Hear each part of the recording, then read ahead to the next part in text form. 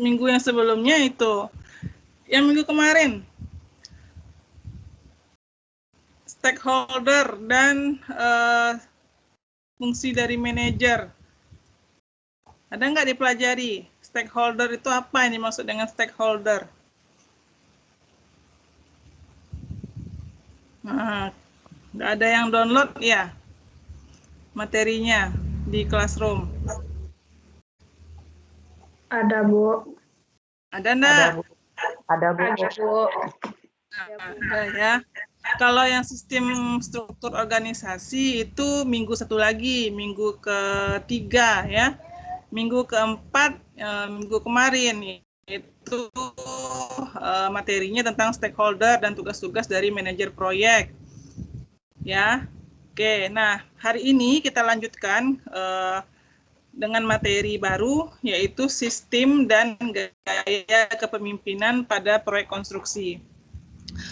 Kenapa ini perlu kita pelajari? Ya, karena sebelumnya kita tadi sudah membahas dari awal ya, dari mengenai apa yang dimaksud dengan manajemen, kemudian lingkup manajemen itu apa, kemudian sistem organisasinya seperti apa, hierarkinya bagaimana, ya. Kemudian stakeholder di proyek konstruksi itu siapa saja, kemudian apa saja tugas-tugas dari manajer proyeknya. Nah, sekarang kita masuk ke sistem dan gaya kepemimpinannya. Hal ini penting untuk diketahui ya, karena nantinya kita akan berinteraksi ya dengan pihak-pihak yang terlibat di proyek konstruksi, baik itu dengan atasan ataupun nanti dengan bawahan atau nantinya yang selevel atau sama posisinya nanti dengan kita di saat mengerjakan suatu pekerjaan ya. Oke. Nah, kepemimpinan itu adalah sebuah kemampuan dari seseorang ya, kemampuan seseorang untuk memimpin dan mengarahkan serta mempengaruhi ya. Slide-nya nggak jalan. Slide-nya nggak jalan. Bentar ya. Oke. Udah? Udah ya? Oke.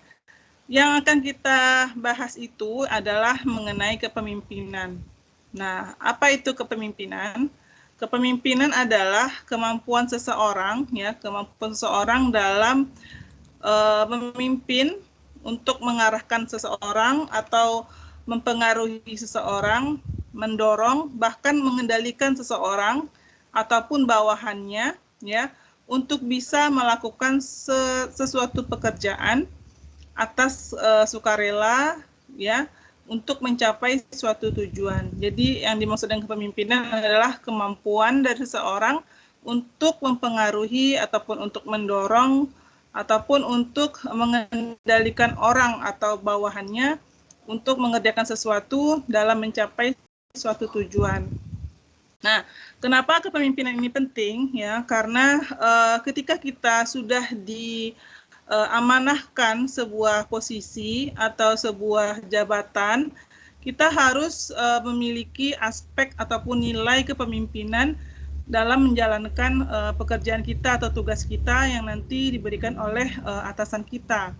Walaupun nanti kita sebagai bawahan ataupun kita juga sebagai atasan, kita harus memiliki aspek kepemimpinan dalam mengemban atau menduduki suatu jabatan. Yang kedua adalah yang penting lagi dari proyek konstruksi ya untuk interaksi antar pihaknya adalah komunikasi ya. Komunikasi ini penting karena kita nanti akan berinteraksi, akan saling bertukar pikiran, menyampaikan gagasan kepada orang ataupun kepada sekelompok orang yang ada di lingkungan kerja kita. Nah, komunikasi ini merupakan suatu proses penyampaian informasi ataupun penerimaan informasi, bahkan pengolahan pesan juga bisa disampaikan yang akan disampaikan oleh seseorang ya kepada dua orang atau lebih untuk mencapai suatu tujuan tertentu. Nah, kalau komunikasi ini bisa satu arah dan bisa dua arah. Kalau dia satu arah artinya dia hanya mengerjakan atau melakukan penyampaian informasi tanpa mengharapkan adanya respon dari orang lain. Sedangkan kalau dia yang dua arah, dia pasti mengharapkan adanya respon ataupun feedback dari orang lain.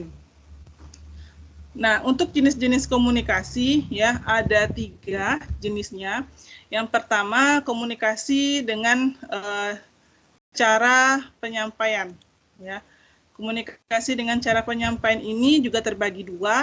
Ada yang dilakukan secara lisan dan ada juga yang dilakukan secara tulisan atau non lisan.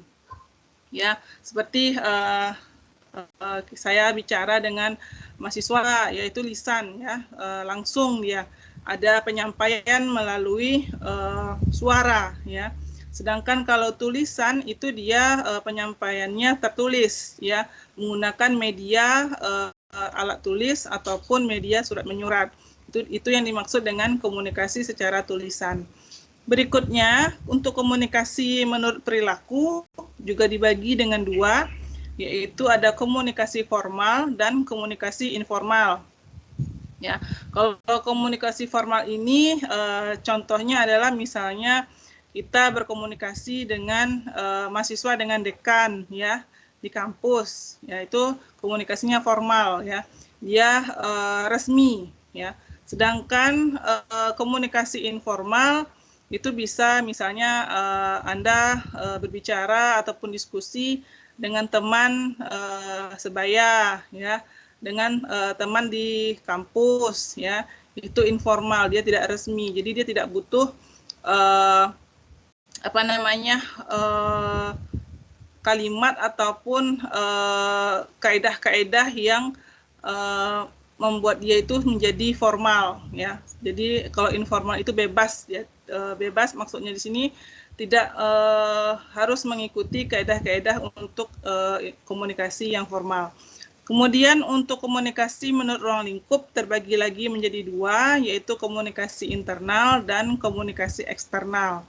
Komunikasi internal ini maksudnya adalah Anda melakukan komunikasi itu sesuai dengan atau berada di dalam lingkup yang ada tempat Anda bekerja atau di lingkup perusahaan yang Anda tempat bekerja. Sedangkan yang eksternal adalah komunikasi di luar ataupun di luar perusahaan atau di luar tempat Anda bekerja.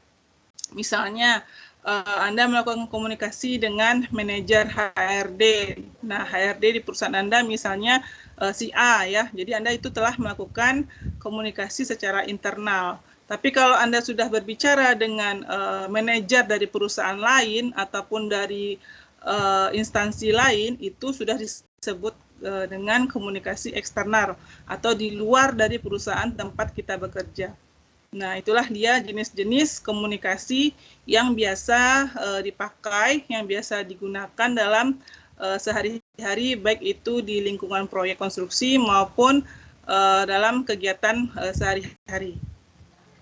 Berikutnya, hal yang perlu diperhatikan lagi dalam berinteraksi dalam rekonstruksi adalah motivasi. Ya, motivasi ini penting karena kita harus memiliki kepemimpinan, nilai kepemimpinan, maka kita harus bisa memotivasi seseorang atau mendorong seseorang untuk melakukan suatu pekerjaan. Nah, motivasi itu adalah daya penggerak ya atau daya pendorong untuk menggerakkan seseorang ya, serta untuk membantu seseorang agar dapat melakukan suatu pekerjaan ya sesuai dengan tujuan yang ingin dicapai. Jadi kalau sudah ada yang mendorongnya untuk mau bekerja ya atau motivasinya untuk bisa bekerja, pasti apapun yang dilakukannya itu ya berhasil ya. Karena kalau tidak ada motivasi dalam bekerja, itu syarat dengan kegagalan ya. Contohnya, Anda sekarang ini lagi kuliah. Motivasi Anda kuliah apa? Salah satunya kan ada yang ingin cepat bekerja atau ingin membahagiakan orang tua. Nah, Anda harus apa untuk mendapatkan motivasi itu? Anda harus usaha kan, harus usaha untuk mengejar motivasi yang Anda inginkan atau motivasi yang Anda capai ya. Jadi harus bergerak, harus mendorong diri sendiri untuk mencapai apa yang ingin dicapai ya. Misalnya tadi ingin membahagiakan orang tua ya, anak kuliah ingin membahagiakan orang tua, artinya Anda harus bekerja keras untuk kuliah, untuk mengikuti semua kegiatan-kegiatan ataupun tugas-tugas yang diberikan di kampus. Jadi motivasi ini sebagai dorongan ya, sebagai apa ya istilahnya, sebagai penggerak kita untuk mengerjakan sesuatu. Ya, itu dia motivasi. Jadi ada tiga ya, tiga yang harus diperhatikan dalam berinteraksi di prekonstruksi, khususnya nanti ketika adanya pekerjaan yang akan dilakukan, yaitu ada kepemimpinan ya, kemudian ada nilai komunikasi dan ada nilai motivasi. Jadi ada tiga nilai yang perlu diperhatikan untuk berinteraksi di prekonstruksi. Berikutnya adalah macam-macam gaya kepemimpinan. Ya, yang pertama itu ada gaya otoriter, gaya kepemimpinan yang otoriter. Kemudian yang kedua ada gaya kepemimpinan yang demokratis. Kemudian yang ketiga adalah gaya kepemimpinan yang bebas. Ya, kita bahas satu-satu. Ya, yang pertama adalah gaya kepemimpinan otoriter. Di sini gaya kepemimpinan ini dia memusatkan segala keputusan, segala kebijakan diambil itu berdasarkan atasannya atau berdasarkan yang memimpin perusahaan tersebut. Ya, secara penuh harus mengikuti apa yang telah diputuskan, apa yang telah diberikan wewenang oleh atasannya. Jadi dia memegang kuasa secara penuh. Itu untuk gaya kepemimpinan yang otoriter. Kemudian untuk gaya kepemimpinan demokratis, dia gaya pemimpinannya ini memberikan wewenang ya secara luas kepada bawahannya. Jadi ketika ada keputusan ataupun ada kebijakan, dia akan memperhatikan bahkan mengikuti apa yang disarankan atau apa yang telah diinginkan oleh bawahannya. Jadi dia lebih demokratis, lebih apa namanya ya, mendengarkanlah istilah aspirasi dari bawahannya. Sedangkan untuk yang gaya kepemimpinan bebas, itu pemimpin jenis ini hanya terlibat dalam skala kecil untuk melakukan keputusan, ya, dia hanya memberikan secara penuh kepada bawahannya, ya, secara aktif kepada bawahannya untuk menentukan keputusan, bahkan untuk menyelesaikan suatu masalah yang dihadapi itu kepada bawahannya. Nah, beda dengan yang demokratis. Kalau yang demokratis dia 50-50 ya. Dia mendengarkan dulu apa yang disarankan oleh bawahannya, dia akan mendengarkan dulu aspirasi dari bawahannya seperti apa, baru nanti dia yang memutuskan. Tapi kalau yang gaya pemimpinan yang bebas, itu dia sepenuhnya memberikan kewenangan kepada bawahannya. Jadi itu ada 3 gaya pemimpinan yang biasa dipakai, yaitu ada otoriter, ada demokratis, dan ada gaya kepemimpinan bebas. Oke, sampai di sini ada pertanyaan? Bisa dipahami? Halo? Bisa, Bu. Bisa ya? Oke. Ya? Ada yang mau bertanya? Ada, Bu. atau lanjut? Ada, Bu. Ya, silakan. Silakan yang mau bertanya. Siapa tadi tuh? Rahmatul. Boleh silakan, ada yang mau bertanya? Sebelum lanjut ke slide berikutnya.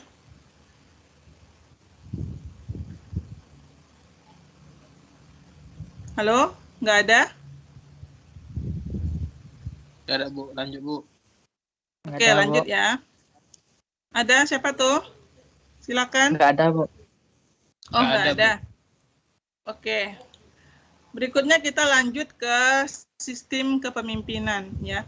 Sistem kepemimpinan itu biasanya cara seseorang memimpin atau melakukan suatu tindakan ya. Beda dengan gaya. Kalau gaya itu kan lebih ke sifat ya, lebih ke sifat. Sedangkan kalau sistem ini dia caranya ya, lebih ke cara ataupun metode dia memimpin seperti apa. Nah, jadi beda gaya dengan beda sistem beda ya.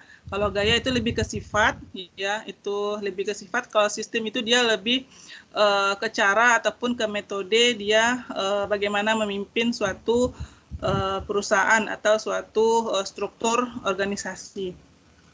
Nah, ada 3 sistem kepemimpinan yang biasa dipakai, yaitu sistem dengan manajemen transaksional, yang kedua ada sistem manajemen karismatik, dan yang ketiga adalah sistem manajemen visioner. Akan kita bahas satu-satu ya. Untuk yang sistem kepemimpinan manajemen transaksional ini, dia bersifat apa namanya, kalau kita bertransaksi itu ada negosiasinya, ada pendekatan secara interpersonalnya, ada usaha untuk apa namanya ya, kalau bertransaksi misalnya nih mau jual beli kan, kita kan ada usaha untuk memikat pembeli, untuk mendorong pembeli agar mau membeli produk kita. Nah, seperti itu, ada transaksinya gitu. Ada apa namanya, nilai ketika dia memimpin itu ada pendekatannya, ada usahanya gitu. Jadi kalau yang transaksional ini dia kepemimpinan dengan cara seperti bertransaksi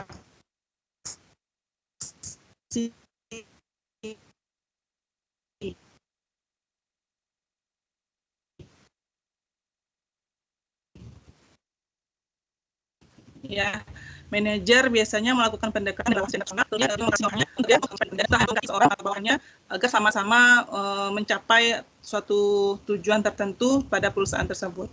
Nah, sistem yang kedua adalah sistem kepemimpinan manajemen karismatik. Nah, sistem ini dia juga sama dengan transaksional, tapi dia lebih menggunakan karismanya ya. Seseorang itu kan kadang memiliki karisma atau bawaan dalam dirinya itu kan ada berwibawa, berkarisma. Nah, dia menggunakan karisma yang ada dalam dirinya itu untuk menggerakkan pekerja ataupun bawahannya agar mau mengikuti apa yang dia inginkan atau apa yang telah dijadikan sebagai keputusan di perusahaan tersebut. Jadi dia menggunakan karismanya untuk mendekati ataupun untuk memotivasi bawahannya. Ya, lebih ke apa namanya, karismatik itu wibawanya ya, wibawa kepemimpinannya itu yang dipakai untuk memotivasi bawahannya ya, seperti itu. Jadi dia menggunakan karismanya. Kemudian kalau yang visioner, nah kalau yang visioner ini dia mengarahkan pekerjaannya itu sesuai dengan visi yang ada pada perusahaan ya. Ciri-cirinya adalah dia bisa menciptakan komunikasi yang baik dengan bawahannya, komunikasi satu arah maupun komunikasi dua arah. Kemudian ia juga dapat menganalisa lingkungan kerja seperti apa yang baik, lingkungan kerja yang kondusif itu seperti apa, ya. Itulah ciri-ciri untuk yang manajemen visioner. Kemudian dia juga cepat bereaksi terhadap masalah, misalnya ada masalah terjadi, dia bisa dengan cepat menanggapi, kemudian juga dengan cepat memberikan solusi yang tepat untuk masalah tersebut.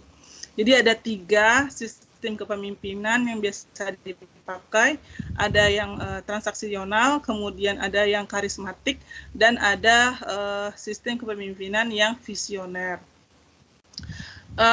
Untuk materi hari ini mungkin sampai di sini ya, hanya sedikit yang akan saya tampilkan untuk sistem dan gaya kepemimpinan.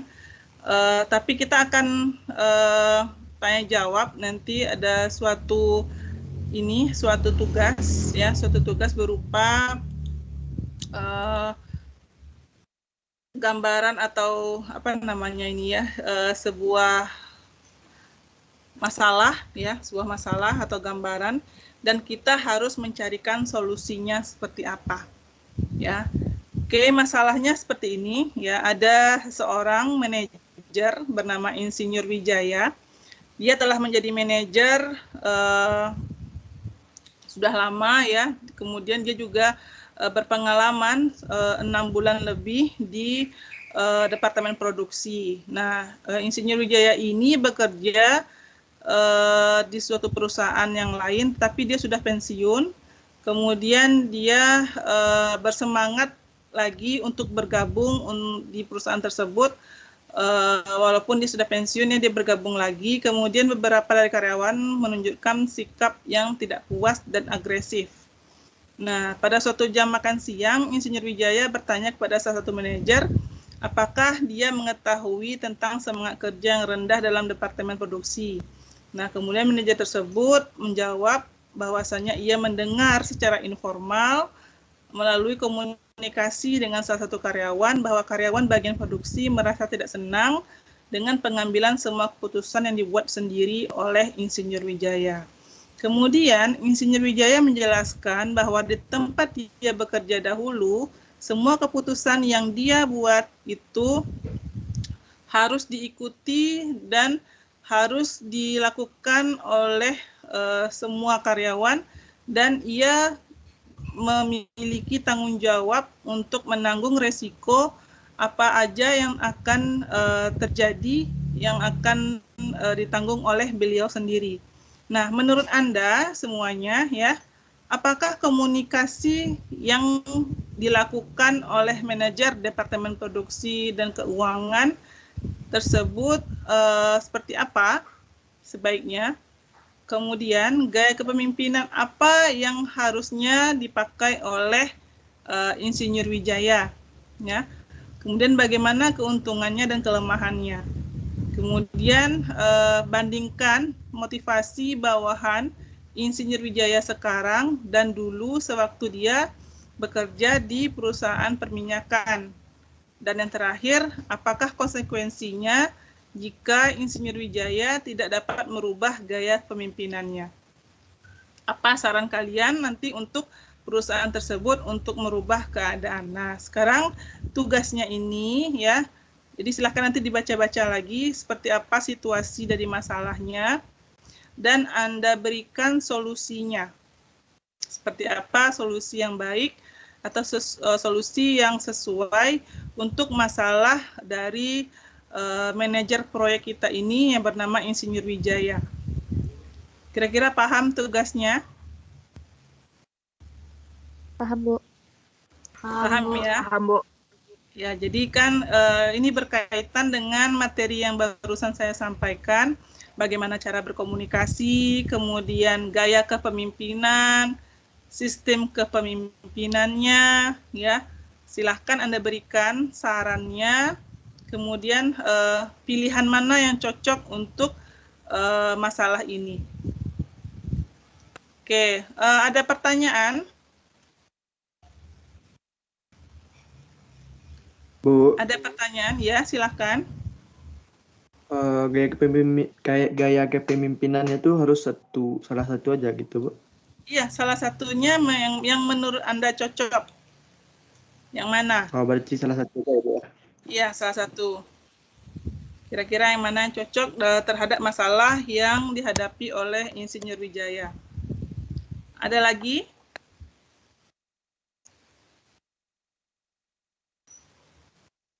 Ada lagi?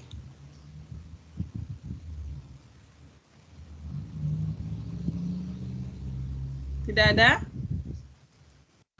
Oke, kalau tidak ada, saya tutup ya hari ini kuliahnya. Ya, untuk absensi tidak perlu karena ini sudah saya record.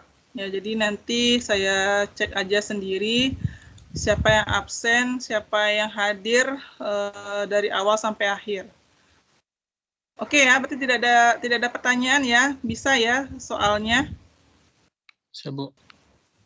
Nah, oke. Bisa, Bu. Oke, terima kasih. Assalamualaikum warahmatullahi wabarakatuh. Waalaikumsalam warahmatullahi wabarakatuh. Oke, terima kasih. Saya live ya. Terima kasih, Bu.